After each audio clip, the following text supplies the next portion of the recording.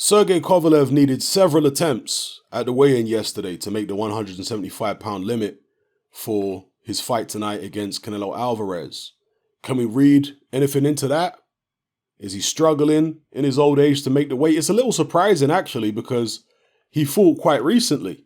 So it's not like he had any time to, get out of shape and then struggled to get the weight back off. No, he would have stayed in shape. And in fact, Kovalev's never been a guy who really balloons in between fights anyway. So a little surprise in there, but it was only a quarter of a pound. But then again, it took him several attempts to get it off. He had to strip naked in the end in order to weigh in at 175. So, can we read anything into that?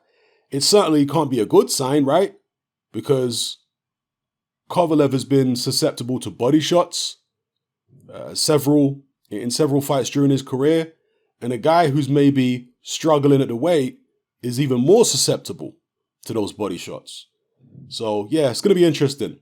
Now, as far as my breakdown and my prediction of this fight, the most popular prediction in the whole world of boxing is probably Canelo on points.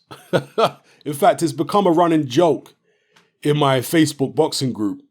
Whenever anybody asks a question, no matter what question it is, it could be who wins in a fantasy matchup between Muhammad Ali and Mike Tyson. There'll always be at least one person who answers the question by saying Canelo on points. That's how popular that prediction is, that people make it a running joke. So you know where I'm going with this, people. Oh yeah, I've got to do it to you. My prediction for this fight against Sergey Kovalev is Canelo on points. That's right. And a lot of people are picking Canelo to win by stoppage, and of course it's possible. But Canelo's never been a guy that has a great work rate himself. Canelo's never been a guy that has great stamina himself. In the past few years, and I guess it's because he's moving up in the weights, but over the past few years, yeah, he's had some impressive fights where he's fought a come-forward pressure fight like he did in the Golovkin rematch, and he was more active in that fight than we're used to seeing him. But still, he's no volume puncher for the most part, Canelo Alvarez. He's a guy who favors quality over quantity. So in order to take out a guy like Sergey Kovalev, he's going to have to put together a sustained barrage. Now, if he hits him with the right body shot, of course, he could fold him in half.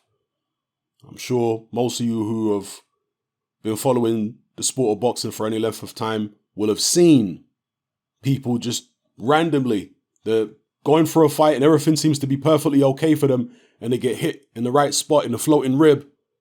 They go down, grimacing in pain, and they can't get back up. So yeah, a body shot like that could land, but failing that, and body shots like that are fairly rare, okay? Failing that, I'd be surprised if Canelo stops Kovalev. Yeah, I'd be surprised, because I think it's going to have to take a sustained attack with Kovalev static and Canelo putting the pressure on him and not letting up for Kovalev to actually wilt. So, yeah, I don't know about that. I think it will take a while, several rounds, for Canelo to even be able to get close enough to Kovalev to land, several shots, a sustained combination, etc. So, look, I'm certainly not counting out a Canelo stoppage. It's perfectly feasible, but I'm gonna lean towards Canelo winning this fight on the cards. Whether he deserves to or not, we know Canelo's history. We know the fact that he's had several fights where the decisions were contentious. It's in Las Vegas. You're not going to win a decision against Canelo in Las Vegas. Buddy McGirt has already spoken about if they get robbed on the scorecards, the whole world will see it. So it's already in McGirt's head that they could get robbed. Normally trainers these days, they try and say, we're not even thinking about getting a bad decision. We believe the judge is going to do the right thing. Loads of times you hear fighters and trainers saying that, right? Well, not in this instance. Buddy McGirt is saying if we do get robbed, the world will know that we got robbed. So, yeah, I think that Canelo Alvarez's head movement is fantastic. We saw that in the Danny Jacobs fight. Is Sergey Kovalev any faster with his hands than Danny Jacobs? I would say absolutely not. He's got a better jab than Danny Jacobs. Yes, a harder jab, probably a harder puncher than Jacobs. In fact, almost certainly a harder puncher. At least a harder puncher than the 160-pound Jacobs.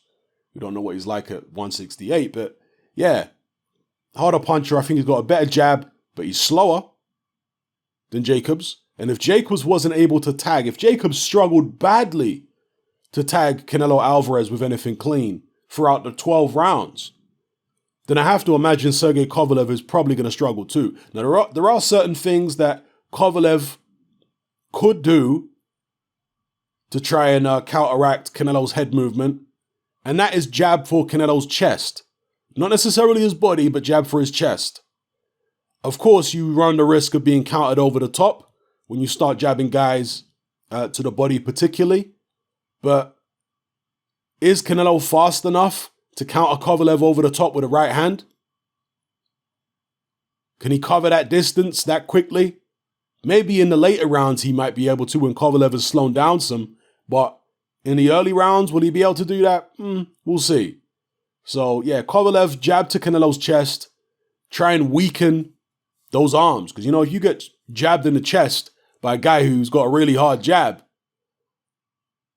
all of a sudden, you can't quite throw your punches the way you want to. Your chest is hurting. The muscles feel like they're bruised. I know the adrenaline's going and all that, but in a tough fight, trust me, you feel it. So that's something that Kovalev could do, because to me, it's clear that Kovalev intends to win this fight with a jab. That's what he's been doing with Buddy McGirt the past couple fights. And that's what I expect them to try and do here. And they'll be going for a points win, I think, if they can get it. They'll be looking to dominate in such a fashion that the judges won't be able to take it from them without some kind of uproar from the public. But realistically, if he really wants to give himself the best chance of winning, he's going to have to gamble and go for the knockout. That's my view. And in order to set that knockout up, jab to the chest, try and slow Canelo down. See, people are thinking about Canelo slowing Kovalev down and then going to work on him. If Kovalev really wants to give himself the best chance of winning, in my view, he has to slow Canelo down. He has to slow down Canelo's head movement, jab him to the chest, jab him to the body also, but you need to be more careful of that, because obviously when you jab to the body, your hand's lower, your shoulder's lower, you're even more susceptible to right hands over the top. So yeah, keep it long, frustrate Canelo, try and slow him down, and then in the second half of the fight, go for the knockout. Obviously, you don't want to be reckless about it, and Kovalev's never really been a particularly reckless fighter. So do it behind that jab, but throw them big right hands in, even throw some right hands to the body. Try and take Canelo Alvarez out, because if you can knock him out, you don't have to worry about judges. But with all that being said, in my mind, the most likely outcome is that Canelo takes this fight on the cards. So we'll see what happens. It's an intriguing fight. I saw somebody post something in my Facebook boxing group about a rehydration clause. They quoted Dan Rayfield or something. Now, as far as I was aware, there was no rehydration clause for this fight. We know that there's no catch weight. It's a full 175 pounds. If there is a rehydration clause, yeah, it does take some luster off the fight, but I don't know. If it's 185 pounds, it's not that bad, because Kovalev has weighed in on fight night.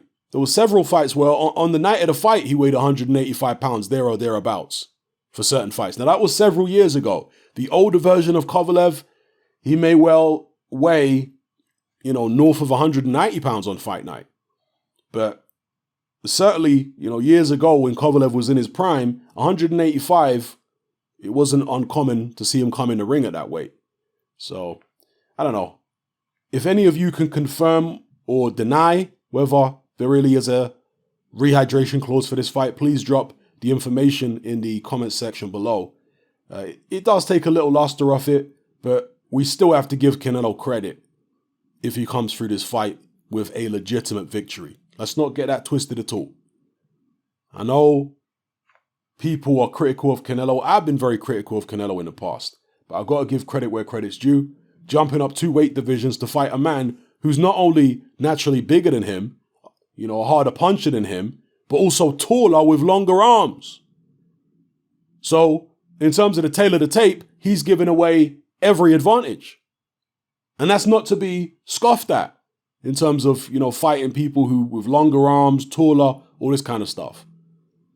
Because if you are, let's say, a Tommy Hearns and you're moving up through the weight divisions, you've got this great big long reach, which gives you an advantage if you know how to use your reach, of course, because not every fighter knows how to use their reach. Not every fighter can hit like Tommy Hearns. They're not as fast, they're not as skillful.